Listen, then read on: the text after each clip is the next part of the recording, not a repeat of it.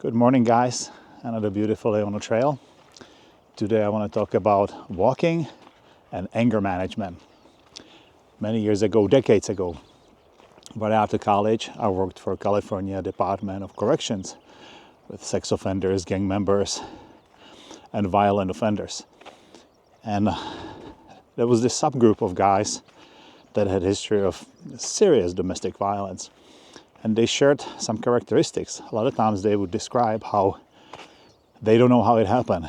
There they are talking to their wives, and all of a sudden they just see black, and next thing you know, they are on the ground just beating on her and don't know how it came about. So I had to teach them a couple of things. One, that that's not exactly true. I mean, not that they are lying, that's really how they perceive it, but they failed to recognize the signs that something bad was going to happen. Both external, that maybe she was saying things that were pushing their buttons, and internal, like the tightening of the jaw, or clenching of the jaw, tightening of the fist, starting to have kind of tunnel vision, many kind of physiological responses as the anger was building up. So I was teaching them how to recognize those. But the other thing I taught them was, as soon as they start recognizing this, to get out and go for a walk. Politely, just say, hey, you know what? And maybe have it even prearranged.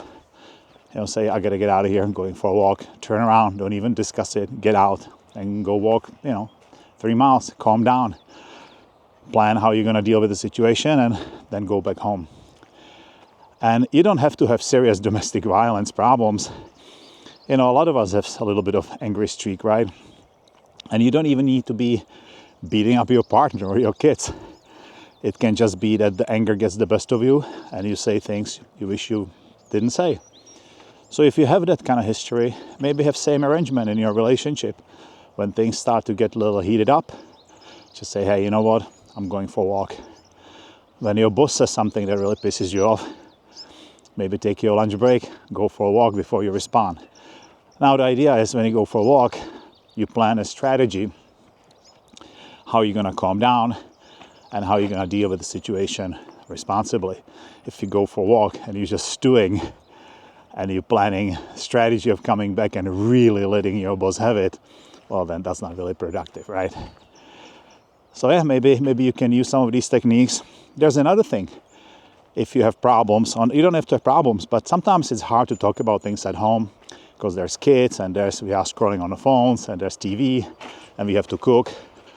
So sometimes when you go with your partner for a walk, you may be able to accomplish something. I go for walks with my wife. We don't have problems, but it's a piece of quiet away from the household. So even topics like, hey, should we buy a new washer and dryer? Or what are we gonna do about X, Y, and Z? Or there's no disagreement, there's no argument, but just we have peace. We walk in, we have peace. So consider this. Let me know what you think about it.